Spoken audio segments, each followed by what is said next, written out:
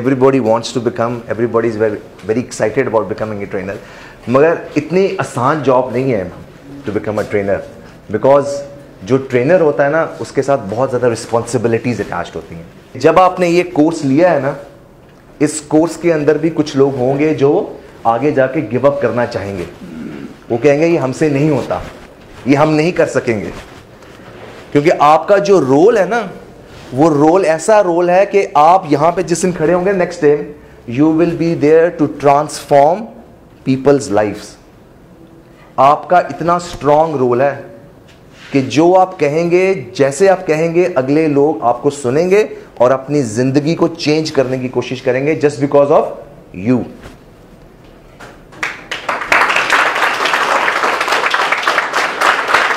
So this is the passion. This is the passion that I have and I would want to share with you कि अगर आपने ये choose किया है career, then you have to stick with it. A never die attitude. Okay जी? So let's come back to what we are. We are here to talk about essentials of writing a training proposal. अच्छा, training proposal का ये जो मुझे इन्होंने task दी थी ना, to train you guys into this is something which is like this, right? This is a course which would take you at least 3 to 4 days workshop to get completed. Now I only have 2.5 hours to squeeze everything in. ठीक है ना? और आपको bionic बनाना है, मुझे intelligent बनाना है, कितना knowledge आप ले लें और ये आप लिख सकें। This is probably the last step in training.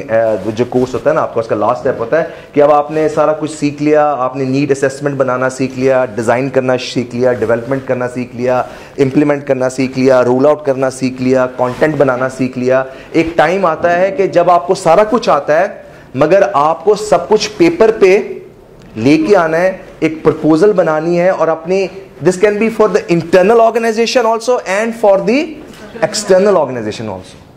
ठीक है ना? दिस इज द टाइम के जहां पे आप अपनी ट्रेनिंग को सेल करेंगे, आप अपने आप को सेल करेंगे। तो it's a very difficult task, it's not an easy task, but will try to make it easy for you. ठीक है ना? मैंने पूरी कोशिश की है कि अपना ब्रुम ब्रुम ब्रुम करके ना तो कुछ कर दूं आपके लिए। मैंने तो कोशिश की है, आपका देखते हैं कैसी कोशिश होती है। ठीक है जी? So let me just tell you something about myself. I have about 23 years of corporate experience. I've been working with a number of multinational organizations around the globe. These are some of the countries I've lived in and worked in. And currently I'm working with JetGreen. It's an organization. We're trying to launch a new airline in Pakistan. I look after the HR. And if you want to reach me, you can reach me on this email address, callibrahim@gmail.com. अगर आपको कोई future में कोई आपको help चाहिए हो. And we'll keep on talking with each other. Definitely we move on. This is just an overview of something for your knowledge. तो अब हम चलते हैं आगे कि हम यहाँ पे आए क्यों हैं. What is the learning outcome? जब भी कोई ट्रेनिंग होती है ना, उसकी कुछ आउटकम होनी चाहिए कि आप जब at 9 o'clock जब यहाँ से आप बाहर जाएंगे ना, तो you should be very much clear कि आप यहाँ बैठे क्यों. What is the purpose of you people sitting here today? So ये कुछ तीन चीज़ें हैं जो हम कोशिश करेंगे कि हम इसके आज का जो हमारा लर्निंग ऑब्जेक्टिव है, right training proposal more quickly and more confidently. ठीक है जी? जल्दी लिखना है और कॉन्फिडेंटली लिखना है. इट्स वेरी इंपॉर्टेंट कि जब आप प्रपोजल लिखें, it should not be very lengthy, क्योंकि बहुत ज़्यादा लेंथी हो जाती है तो लोग पढ़ते ही नहीं है. राइट? आपको भी जब लंबी ईमेल आती है ना, तो क्या करते हैं, आप भी कहते हैं यार बाद में पढ़ेंगे इसको. ठीक है ना? तो छोटी होनी चाहिए, क्रिस्पी होनी चाहिए, क्लैरिटी होनी चाहिए, शॉर्ट होनी चाहिए. Develop a more convincing and effective style of proposal writing by using a 5-step model. मैंने कोशिश की है कि आपका ये पूरा प्रपोजल जो है ना, इसको 5 स्टेप्स में ले आऊं. Easy for you to understand and easy for you to remember. ठीक है जी? So we'll be talking about a 5-step model जो मैं आपको दिखाऊंगा, और इसके इर्द-गिर्द हम इस घूमेंगे. Write business winning proposal that make you stand out from your competitor. Alright? Because जब आप compete कर रहे होंगे, दूसरे भी लोग compete कर रहे होंगे आपके साथ, तो आपकी training proposal should be wow. It should stand out. Just like आपका resume जो होता है ना, जब आप CV जॉब के लिए अप्लाई करते हैं, अक्सर हम कहते रहते हैं कि यार अपना CV को you should be able to stand out, but people are still unable to do it. So the objective is कि आपका एक ऐसा होना चाहिए प्रपोजल या CV which is very different from everybody else. Because if it's different, it's going to be picked up. So let's look at the important part के training proposal होती क्या है. पहली तो बात ये अंडरस्टैंड करनी है हमने. और सबसे जो इंपॉर्टेंट चीज़ है वो अंडरस्टैंड ये भी करनी है कि हमारा जो बहुत बड़ा डिलेमा है हम सब लोगों का, वो है कि हम प्लानिंग्स नहीं करते, वी डोंट प्लान। हमने अपनी आज तक ज़िंदगी का कोई प्लान ही नहीं बनाया। तो प्लानिंग की हम बात करें कि one of the most important thing and one of the least thing that we all do is we plan, we never plan. हमने ना अपनी ज़िंदगी का प्लान किया, ना अपना कैरियर का प्लान किया है, ना हम आज का प्लान करते हैं, ना हमारे पास कल का प्लान है। I mean, there's no planning at all in our life, and that's one of the reasons we waste so much time. So please, a suggestion to all of you, if you want to, you still have a lot of time, आप लिखें, अपना गोल लिखें, अपना plan लिखें और उसको देखें. Every day when you see it, you will achieve it. So failing to plan is planning to fail, and plan practice is all about writing. आपका जो प्रपोजल है उसके अंदर प्लानिंग का बहुत इंपॉर्टेंट पार्ट है. आप सही प्लान करेंगे तो सही लिख सकेंगे, अगर प्लानिंग ही गलत होगी तो लिखेंगे भी गलत. एक रूल ऑफ थंब है कि जब भी कोई एक्टिविटी होती है ना, कि जब भी कोई आप काम करते हैं, your 75% of your time should be invested in planning. 75%, only 30 to 35% of time should be spend in executing. So better the plan, good the execution. Poor the plan, poor the execution. हमारा सबसे बड़ी problem यह है कि हम execution की तरफ बहुत जल्दी जंप करते हैं. We just want to get things done without any plan. So what happens is we repeat our mistakes, and then mistakes आती हैं तो मिस्टेक्स क्या है, टाइम कंज्यूमिंग है. Okay, so are we clear जी? Alright, let's come back. देखिए ये definition बड़ी इंपॉर्टेंट है. ये आपका उसका पूरा उसका स्क्वीज एक समरी कर देती है. A training proposal should explain the need. क्या नीड है इस ट्रेनिंग की? पहले नीड, फिर describe the activities and analyse ways to verify the effectiveness of the training session. Training की नीड, उसकी एक्टिविटीज क्या होंगी, उसका पर्पस क्या होगा, और एंड पे how would you measure the effectiveness of the training that you are rolling out. क्योंकि एवरी ऑर्गेनाइजेशन और एवरी डिपार्टमेंट और एवरी जहां पे भी आप जाएंगे, जहां जहां ट्रेनिंग रोल आउट होती हैं, at the end of the day everybody wants to see कि इसका रिजल्ट क्या आया है. आप भी अपना यहां से जब जाएंगे तो आपका सबसे जो इंपॉर्टेंट क्वेश्चन होगा कि मैं 4 दिन 5 दिन, कितने दिन सर यहां पे हैं, 8 दिन के बाद मुझे क्या मिला, what have I gained out of it. No training is a training if it does not have an evaluation at the end. और ऑर्गेनाइजेशन जो होती हैं, जो इतना पैसा इन्वेस्ट करती हैं, वो इवेल्युएट कैसे करती हैं आपकी ट्रेनिंग्स को? वो इवेल्युएट करती हैं by a process called ROI, return on investment. ठीक है जी, हर बिजनेस को भी ROI करते हैं ना, तो ट्रेनिंग का भी ROI बनता है. आजकल के टाइम के अंदर हर ऑर्गेनाइजेशन ट्रेनर से पूछती है कि ठीक है आप ट्रेनिंग कराएंगे, बहुत अच्छी कंटेंट आपका, बड़ा अच्छा है, जबरदस्त करना, पर्पस बहुत अच्छा है, मुझे ये बताएं कि इसका रिटर्न ऑन इन्वेस्टमेंट क्या होगा मेरे लिए, मेरी ऑर्गेनाइजेशन के अंदर क्या चेंज आएगा. If I am paying you 100,000 rupees, what would be the return to me. इसलिए बार बार कहते हैं training is not a cost, training is a investment. और हर इन्वेस्टमेंट का रिटर्न होना लाजमी है. और आप as a trainer you need to bring that investment return into a tangible form. Very important, आपने उसको टेंजिबल फॉर्म में लेके आना है, अदरवाइज इट्स नो यूज.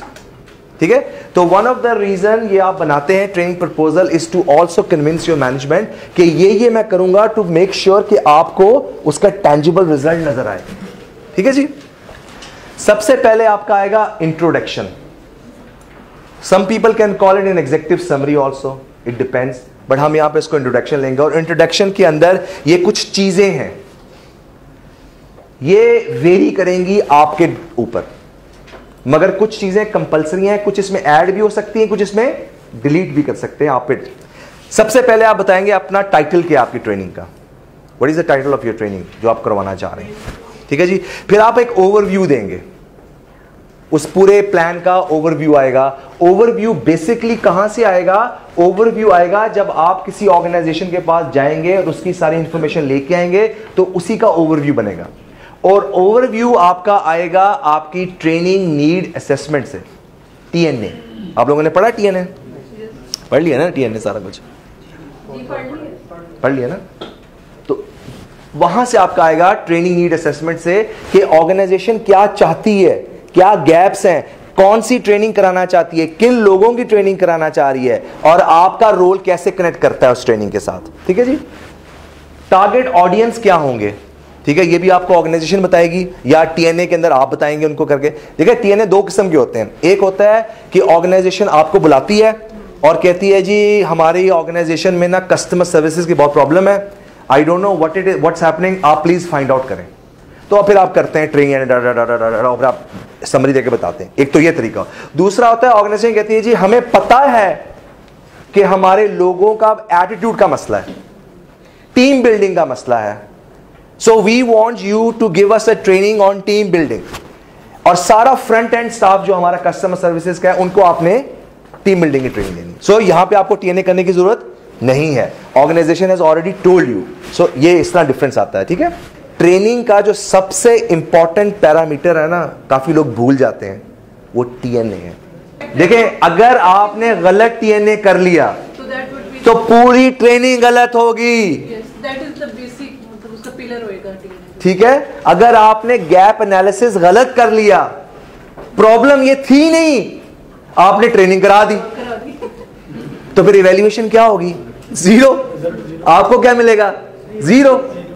और सबसे ज्यादा टाइम जो इन्वेस्ट होता है वो TNA पे होता है, और होना भी चाहिए। अच्छा जी, ट्रेनर प्रोफाइल होना चाहिए। जितना स्ट्रॉन्ग प्रोफाइल होगा उतने ज्यादा चांसेस हैं, जितना आपका एक्सपीरियंस होगा उतने अच्छे ट्रेनर होंगे। तो trainer profile is a very important factor in deciding about choosing you as a trainer. And last is your cost. How much are you going to charge for this training? What is the cost? Are you doing free of cost? Of course, free of cost तो कोई भी नहीं करता, मगर कोई लोग करते भी हैं। ठीक है ना। तो it depends on you. So ये जो चीजें ना इंट्रोडक्शन के अंदर ये ऊपर नीचे हो सकती हैं। इसके अंदर ये वाला पार्ट, ये वाला पार्ट, ये वाला पार्ट, ये वाला पार्ट, ये वाला part are very very important. Trainer profile will always vary according to you. Cost भी हो सकता है, इसके अंदर और भी चीजें आप ऐड कर सकते हैं, डिपेंड करता है कि आप किसको टारगेट कर रहे हैं उस ऑर्गेनाइजेशन के अंदर। तो इंट्रोडक्शन के अंदर आप चीजें ऐड कर सकते हैं। इंट्रोडक्शन के अंदर इतना कुछ ज्यादा काम करने की जरूरत नहीं होती, ये इंफॉर्मेशन आपको ज्यादातर ऑर्गेनाइजेशन से आ जाती है। अच्छा जी, सो ये आपको पार्ट समझ आ गया जी, इंट्रोडक्शन वाला पार्ट। ये वाला पार्ट मैंने इसलिए आपको व्हाइट में दिखाया क्योंकि this is something which is not that complicated, right. इसके लिए एक नॉर्मल नॉन ट्रेनर भी कर सकता है। जो असल चीजें हैं ना वो हैं ये जो रेड के अंदर है। For this you need to have a very strong background in terms of training. Training proposal लिखने से पहले याद रखिएगा कि training proposal is a document that actually helps you design your complete training. Complete training design होगी तो document बनेगा। तो अब हम देखते हैं उस पार्ट्स के क्या है। सबसे जो सेकंड नंबर का पार्ट है वो रैशनल पर्पस है। आप जो ट्रेनिंग करवाने लगे हैं उसका पर्पस क्या है, व्हाट इज द रैशनल, क्यों करवाएंगे ऑर्गेनाइजेशन के लिए, उन ऑर्गेनाइजेशन के अंदर जो पार्टिसिपेंट्स हैं उनको इसका क्या फायदा है। देखिए ट्रेनिंग के अंदर एक प्रिंसिपल आता है अडल्ट लर्निंग का। अडल्ट लर्निंग क्या है, आप लोग क्या हैं? हाँ एडल्ट्स हैं, श्योर, पक्की बात है। अच्छा गुड। अच्छा जी, हम सब एडल्ट्स होते हैं, हमने सबकी ट्रेनिंग जो करानी है वो अडल्ट्स की करवानी होती है। तो अडल्ट का जो लर्निंग और ट्रेनिंग का जो प्रिंसिपल्स है ना वो बिल्कुल डिफरेंट है। तो आपने जब भी अपना रैशनल और पर्पस बनाना है तो आपने माइंड में ये रखना है कि मैं सब कुछ सेंट्रलाइज करूंगा on the adult learning, and every purpose should be learner based, not trainer based, should be learner based. ठीक है, मैं आपको आगे जाके एग्जांपल्स दूंगा कैसे हम इसको करेंगे, अभी तो मैं आपको सिर्फ उसका टिप्स बता रहा हूं। फिर आपके आएंगे objectives. These are your performance objectives, कि जब आपका पर्पस क्लियर हो जाएगा तो एक्चुअली जो लर्नर होगा वो जो चीजें लर्न करेगा वो क्या चीजें हैं। When the session would be over, what would the learners leave with, and that should be very tangible. हम ऑब्जेक्टिव्स के बारे में बचपन से पढ़े आते हैं, स्मार्ट ऑब्जेक्टिव्स, SMART, स्मार्ट, है ना। सबको मतलब ही पता होगा, ठीक है ना। बट जब हम ऑब्जेक्टिव्स बनाते हैं ना तो ये स्मार्ट का प्रिंसिपल हम भूल जाते हैं। But your objectives have to be smart, it's very important. मैं आपको आगे जाके ये भी बताऊंगा कि इसको कैसे हम लिखेंगे। फिर आती हैं आपकी एक्टिविटीज। इन ऑब्जेक्टिव्स को अचीव करने के लिए आपके पास कौन सी एक्टिविटीज होंगी जो आपके पार्टिसिपेंट्स करेंगे and learning would take place. Rule of thumb यह है कि कोई भी ट्रेनिंग सेशन के अंदर 50% एक्टिविटी बेस्ड होना चाहिए, बिकॉज एक्टिविटी के थ्रू लर्निंग ट्रांसफर होती है। Alright, last but not the least is your evaluation and feedback. How would you evaluate your session? What are those things that आप करेंगे जिसके अंदर आप evaluate कर सकेंगे लर्नर को और उनको feedback दे सकेंगे in terms of learning? Evaluation and feedback का एक पूरा process होता है। कोई भी ट्रेनिंग evaluation के बगैर complete नहीं होती। जो आपका ट्रेनिंग मॉडल भी अगर आप पढ़ते हैं ना, जो भी आपने पढ़ा होगा, ट्रेनिंग मॉडल का जो आखिरी स्टेप होता है वो होता है evaluation. And evaluation is very important part, जैसे मैंने ऑलरेडी बताया आपको, ROI is part of the evaluation, ठीक है जी। सो इवेल्युएशन, कोई भी सेशन फीडबैक और इवेल्युएशन के बगैर कंप्लीट नहीं होता और होना भी नहीं चाहिए। This is where you will test कि जो आपने यहां पे ऑब्जेक्टिव्स दिए थे वो अचीव हुए हैं या नहीं हुए हैं। ये आपका भी टेस्ट है, तो अगर वो होंगे तो फिर आप आगे चल सकते हैं, अदरवाइज नहीं चल सकते। अच्छा, आपको वैसे मैं बता दूं, आपको पता है, आपने पढ़ा, there are basically 2 major objectives of any training programme in the world. कोई भी ट्रेनिंग सेशन के 2 ऑब्जेक्टिव्स होते हैं। 1, learning takes place. The first objective is always learning should take place. अच्छा, learning always takes place where? In the classroom. Learning कहां पे हो रही है? जहां पे आप बैठे हुए हैं, जहां पे ट्रेनिंग हो रही है उस एनवायरनमेंट के अंदर लर्निंग हो रही है। और लर्निंग कौन करवा रहा है? आपका ट्रेनर, आपका फैसिलिटेटर, वो आपको लर्निंग करवा रहा है, ठीक है। तो पहला ऑब्जेक्टिव होना चाहिए जो अचीव होगा वो होगा, हैज लर्निंग टेकन प्लेस? तो आप कहेंगे yes, learning has taken place. अगर तो आपका ऑब्जेक्टिव परफॉर्मेंस वाला ये अचीव हुआ तो लर्निंग हैज टेकन प्लेस। अब उसका सेकेंड पार्ट जो आता है ना, वो बहुत मुश्किल पार्ट है, जिसके अंदर मेजर फेलियर्स होते हैं। वो है, has transfer of training taken place? अब ट्रांसफर ऑफ ट्रेनिंग का क्या मतलब है? कहां पे ट्रांसफर हो रही है ट्रेनिंग? यानी वो फर्दर उससे उसी पैरामीटर्स पे वो कहां पे जा रही है? नहीं, क्लासरूम तो लर्निंग है ना। नहीं, कहां पे जा रही है? सोचे, हाँ, कहां पे पार्टिसिपेट कहां लेके जा रहे हैं? ऑर्गेनाइजेशन में, on the job, on the job. ये अंडरस्टैंड करना बड़ा जरूरी है। Learning should take place and second is transfer of training should take place, and learning is in the classroom, transfer of training is at the place जहां पे वो आपने apply करनी है। ले जी, यहां तक हम पहुंच गए थे, we spoke about the introduction part। यहां पे everything is clear? Yes sir। और अब हम चलते हैं आगे। अपना जो सबसे इंपॉर्टेंट पार्ट था वो था रैशनल या पर्पस। जब आपने सारा कुछ ये बात लिख लिया, now you come to the actual training part, and here you have to talk about why people should attend your training program। इस ट्रेनिंग प्रोग्राम का एक्चुअली पर्पस क्या होगा? Explain why they should learn this and how it applies to their work। And the important principle to remember is it is always learner centered। ये याद रखें। सबसे बड़ी यहां मिस्टेक क्या होती है कि we do not focus on the learner। ज्यादातर ट्रेनर अपने ऊपर फोकस करता है, वो समझता है इसमें मेरा पर्पस क्या है। मेरा नहीं है, लर्नर का पर्पस आपने ढूंढना है। इट इज इंपॉर्टेंट कि everything that you state here is for the excitement of the learner. क्योंकि जो पर्पस होता है ना, ये पर्पस, ये बहुत एक स्ट्रॉन्ग चीज है। इट इज सो स्ट्रॉन्ग कि people can change their lifes because of this purpose. ये जो पर्पस है ना, ये पर्पस बहुत इंपॉर्टेंट होता है in terms of everything that we do in our life. और अगर आप भी आज अपने पर्पस के ऊपर क्लियर नहीं है, then I'm sorry, you will not be able to get those things in your life which you want. You need to be crystal clear and you need to ask this question to yourself, what is the purpose of me in this world? मेरा क्या purpose है, मैं आज यहाँ क्यों हूँ, किस लिए हूँ, मैं क्या करने आया हूँ? अगर तो आप अपना पर्पस लिख देते हैं, जैसे अपना गोल लिख देते हैं, तो आप देखेंगे you will always be achieving your purpose. It is very important. And as we all know, एक बड़ी अच्छी बुक है दी बटरफ्लाई इफेक्ट. अगर आप कभी आपको मिले तो वो जरूर पढ़ें. Butterfly effect talks about every human being a unique human being. We are all unique. We have those things that nobody has in this world. आप सब unique हैं. In your feelings, in your understanding, in your love, anything. So आप जैसा बंदा दोबारा इस दुनिया में दोबारा कभी भी नहीं आएगा. Never. 3 एलिमेंट जो लर्निंग के हैं, जो रिसर्च प्रूवन है कि हर इंसान इन 3 एलिमेंट्स की बेसिस पे लर्निंग टेक्स प्लेस. उसमें से एक एलिमेंट है मोटिवेशन, राइट? और मोटिवेशन के अंदर 3 चीजें हैं जो पर्पस पे डिफाइन करती हैं. Value of the content, mood off the learner and confidence of the learner. ये अगर 3 चीजें आपके ट्रेनिंग सेशन के अंदर हैं, learning will take place. Otherwise learning will not take place. मैं कहता हूं जी, एक प्रिंसिपल अपनी लाइफ में आप भी ले आए, वो है वॉक द टॉक.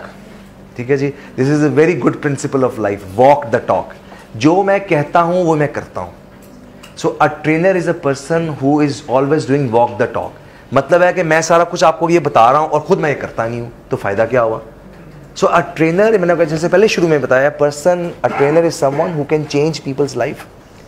आप ऐसी एक इंपॉर्टेंट रोल पे अल्लाह ताला ने आपको दिया है कि आपके पास इतनी कम्युनिकेशन पावर है कि लोगों की जिंदगी इसको आप चेंज कर सकते हैं. You can transform their life. Imagine करें कि अगर आपने कोई गलत कम्युनिकेशन कर दी हो और आपकी गलत कम्युनिकेशन की वजह से किसी ने गलत स्टेप ले लिया हो, हाउ वुड यू फील? सो जो रोल्स होते हैं ना टीचर के, ये जो आप ट्रेनर्स के, ये ऐसे रोल्स होते हैं, वेरी इंपॉर्टेंट रोल. और इसमें ethics are very very important.